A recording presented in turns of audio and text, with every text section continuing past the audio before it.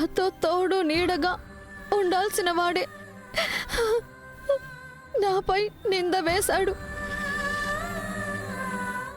ఆఖరికి నేను రోజు పూజించే నువ్వు కూడా నన్ను కరుణించలేదు.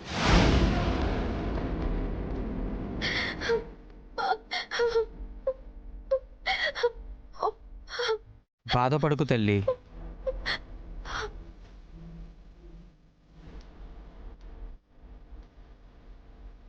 ఆ అమ్మ కరుణామయి, నమ్ముకున్న వాళ్లకు అన్యాయం చెయ్యదు.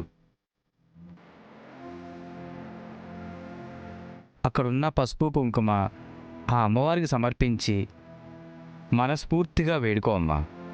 ఆ అమ్మ నీకు మార్గం చూపిస్తుంది.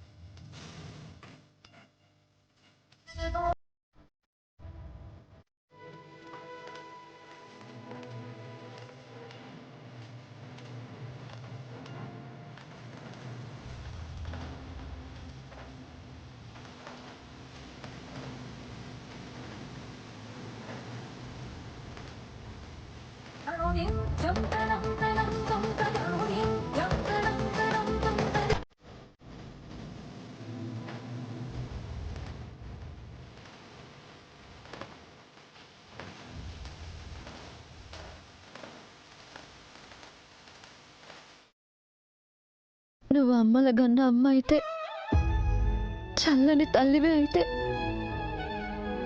ఈ ఆడపిల్ల బాధను అర్థం చేసుకో అమ్మా. నువ్వు అన్యాయం సహించని దానివే అయితే నాకు న్యాయం చెయ్యమ్మా. అక్కడికి నన్ను కరుణించలేకపోతే మరిగే నా రక్తాన్ని తర్పణంగా తీసుకో తల్లి.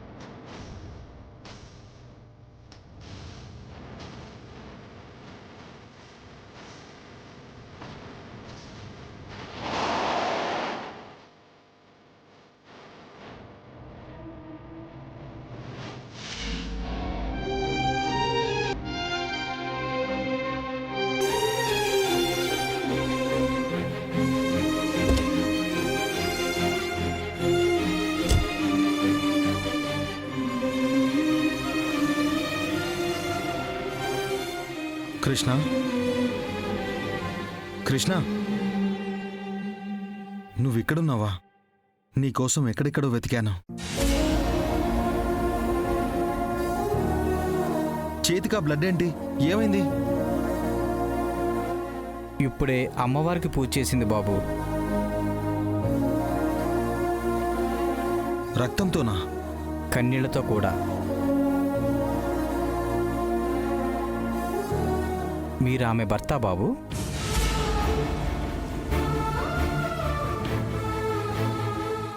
ఆ గాయానికి ఈ పసుపు రాయండి, నొప్పి తగ్గుతుంది.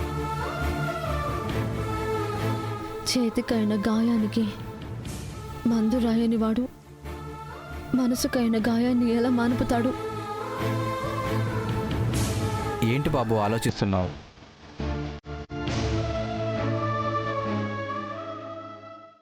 నేనే పెట్టుకుంటాను.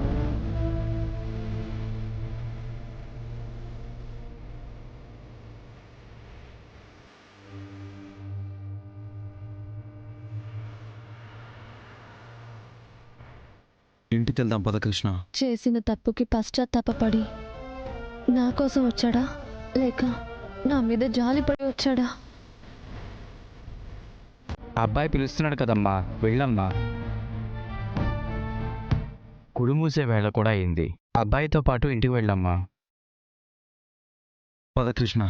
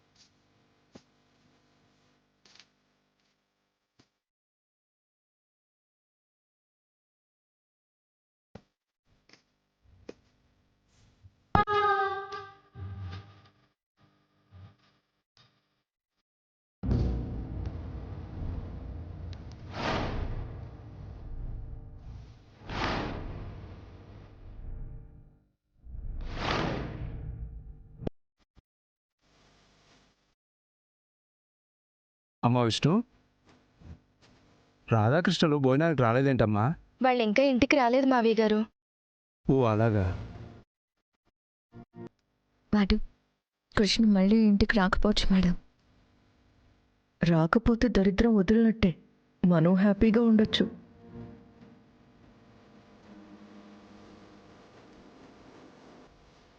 రాధా, ఈరోజేంటి ఇంత లేట్ అయింది? ఆఫీస్లో వర్క్ ఎక్కువ ఉంది నాన్న. ఆఫీస్లోనా, కోర్టులోనా?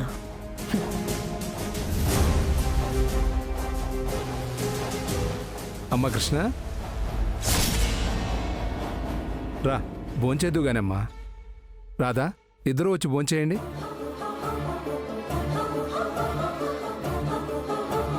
నేను ఆఫీస్లో తినేసి వచ్చాను నాన్న.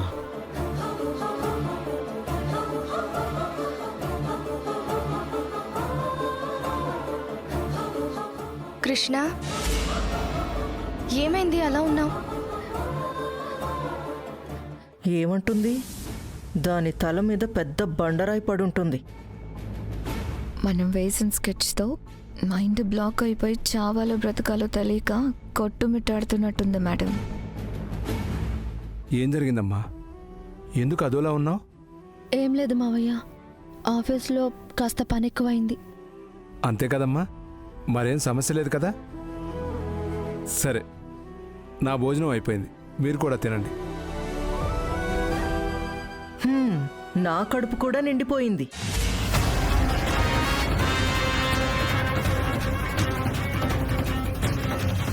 చాలా రోజుల తర్వాత మంచి డిన్నర్ చేశాను మేడం. విష్ణు, నువ్వు కూడా తిను. నువ్వు కూడా కూర్చో కృష్ణ.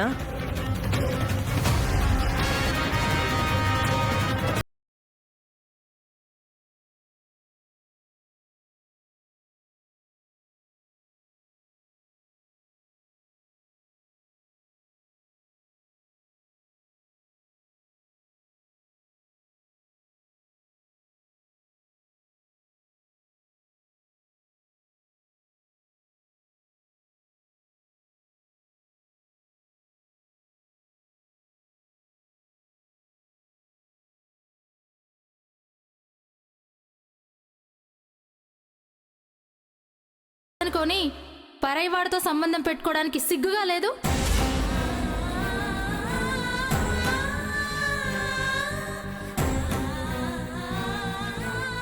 ఇదిగో నా కోసం ఒక్క ముద్ద తిను, చేపట్టు.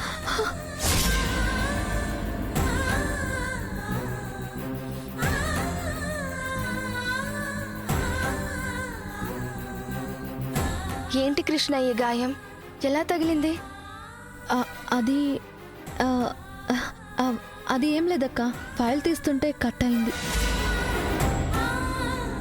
నాకు ఆకలిగా లేదు, నువ్వు తినక్క. జాగ్రత్తగా ఉండాలి కదా కృష్ణ. ఉండు, గాయానికి మందు తీసుకొస్తాను. అక్క కూర్చో. భోజనం చేసేటప్పుడు అన్నం దగ్గర నుంచి లేవకూడదు, నువ్వు తిను. నీకు నొప్పిగా ఉంటుందేమో. నొప్పిగానే ఉందక్క, మనసుకి తగిలిన గాయం బాగా బాధ పెడుతోంది. అవును, ఈ గాయం గురించి రాధాగారికి తెలుసా? ఈ గాయం చేసిందే ఆయన.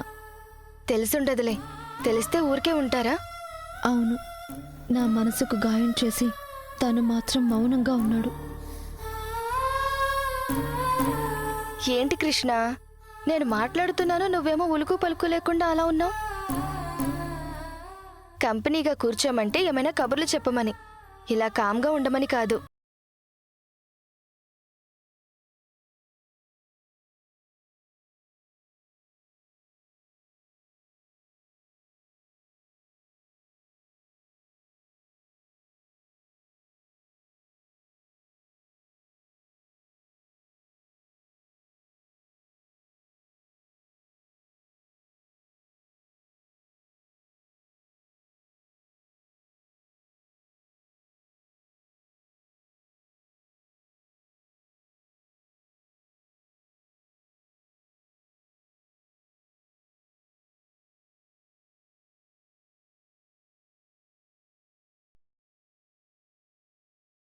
అయినా కన్నీళ్లు పెట్టుకోవాల్సిన కష్టాలు మనకేమున్నాయి చెప్పు? మనిద్దరం అక్కా చెల్లెళ్ళం ఒకే మెట్టినింట్లో సంతోషంగా ఉన్నాం. హరి కూడా బాగా చదువుకుంటుంది. అందరం ఆనందంగా ఉన్నాం కదా. అవును, అందరూ ఆనందంగా ఉన్నారు. ఆ ఆనందాన్ని నేను పాడు చేయకూడదు. కృష్ణ, మళ్ళీ ఏం ఆలోచిస్తున్నావు? ఏం లేదక్క, నిద్రొస్తుంది, వెళ్ళి పడుకుంటాను. సరే.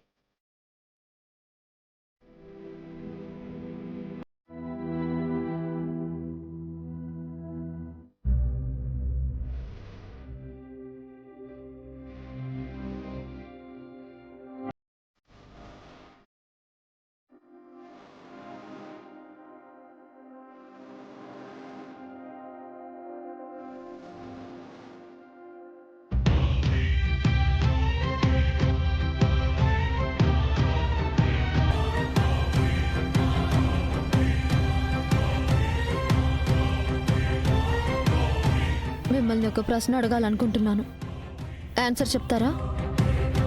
అడుగు. గుళ్ళో ఉన్న నన్ను ఎందుకు ఈ ఇంటికి తీసుకొచ్చారు? ఏముంది, కోర్టు దగ్గర నుంచి నువ్వు ఎటో వెళ్ళిపోయావు. నీకోసం వెతుకుతుంటే గుళ్ళో కనిపించావు, ఇంటికి తీసుకొచ్చాను. నేను అడిగిన ప్రశ్న అది కాదు. నన్ను ఏ ఉద్దేశంతో తీసుకొచ్చారు అని అడుగుతున్నాను. ఏ ఉద్దేశంతో అంటే ఏంటి అర్థం? నన్ను మీ భార్యగా తీసుకొచ్చారా, లేకపోతే పరాయి వ్యక్తితో అక్రమ సంబంధం పెట్టుకున్న ఆడదానిగా తీసుకొచ్చారా? అవన్నీ ఇప్పుడెందుకు? నాకు సమాధానం కావాలి. చూడు, కోర్టులో నేను అలా చెప్పమనలేదు. నాకు అలా చేయాలని కూడా ఇష్టం లేదు. నేను అలాంటి మనిషిని కూడా కాదు. మరెందుకు కోర్టులో మౌనంగా ఉన్నారు? నా లాయర్ గారు నన్ను మౌనంగా ఉండమన్నారు. మీ మనసులో మాటే మీరు లాయర్ నోట పలికించారు, అంతేగా? మళ్ళీ చెప్తున్నాను, నాకు అలాంటి దురుద్దేశం లేదు. మరి ఏ ఉద్దేశంతో నా మీద నింద వేయించారు? ఏ ఉద్దేశంతో నన్ను ఇంటికి తీసుకొచ్చారు? అయిందేదో కోర్టులోనే అయిపోయింది. ఇంట్లో వాదనలు అనవసరం. ఎలాగో 2 డేస్లో డివోర్స్ వచ్చేస్తాయి. ఆ తర్వాత నీ దారి నీది, నా దారి నాది. నా మీద నింద వేసి ఆ నిందని మోస్తూ లైఫ్ లాంగ్ బతకమని ఇండైరెక్ట్ గా చెప్తున్నారా? చెడిపోయిన స్త్రీగా, చరిత్రహీనురాలిగా ఉండిపోమని అంటున్నారా? నేనలా అనలేదు. మరి ఏ సాకుతో 2 రోజుల్లో విడాకులు తీసుకుంటున్నారు? ఏ కారణం చూపించి నాతో తెగదెంపులు చేసుకుంటున్నారు? అందరి ముందు మీరు నన్ను ప్రేమించానని అబద్ధం చెప్పారు. కానీ నేను మిమ్మల్ని సిన్సియర్గా ప్రేమించి పెళ్లి చేసుకున్నాను. సంవత్సరం నుంచి మీ భార్యగా ఇదే గదిలో మనసు చంపుకుని ఓ మూలన ఉంటున్నాను. కనీసం మీకు ఆ జాలి కూడా లేదా? మీరు ఎంత చేకొట్టినా, కసురుకున్నా, అవమానించినా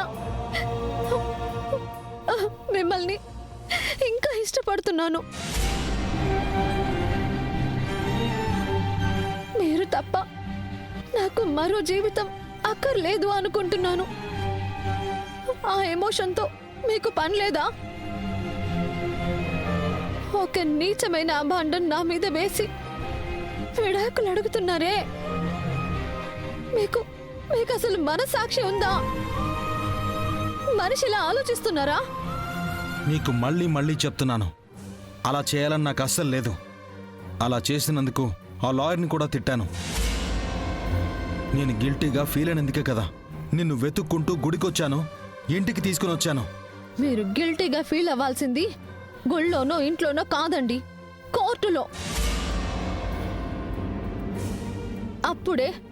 అక్కడే మీరు నా మీద నింద వేసిన వాడి చెంప పగలగొట్టి ఉండాల్సింది. ఆ పనెందుకు చేయలేదు? I don't know. ఎనీవే, జరిగిందేదో జరిగిపోయింది. ఎస్కేప్ అవుతున్నారా? లిజన్, నువ్వు హర్ట్ అయ్యావని నాకు తెలుసు. అలాగే నా గురించి కూడా విను. నువ్వు ఇదే రూమ్లో ఉంటున్నానని, నేను నిన్న ఒక మనిషిలా కూడా గుర్తించట్లేదు అని అంటున్నావు కదా. ఎస్, ఈ గదిలో నాతో పాటు ఇంకో మనిషి కూడా ఉంటుందని నువ్వు గుర్తు చేస్తే తప్ప నాకు గుర్తులేదు.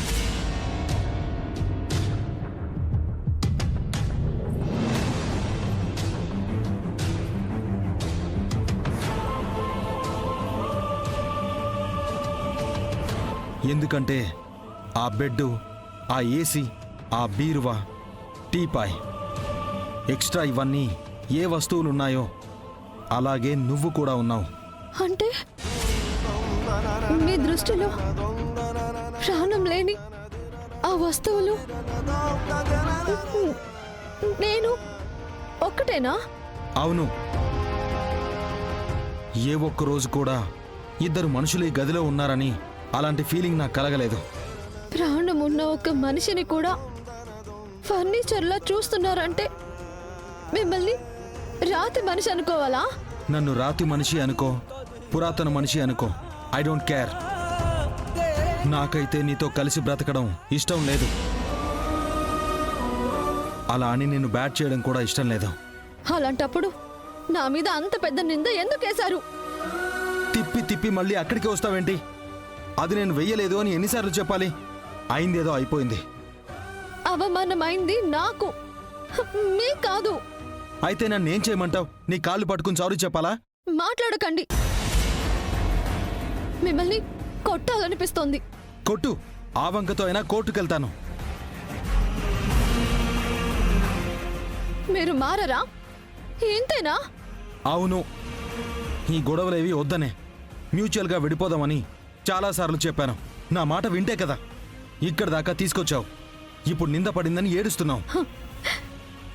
అవును, పాపిష్టి దాన్ని. ఏం చేస్తా?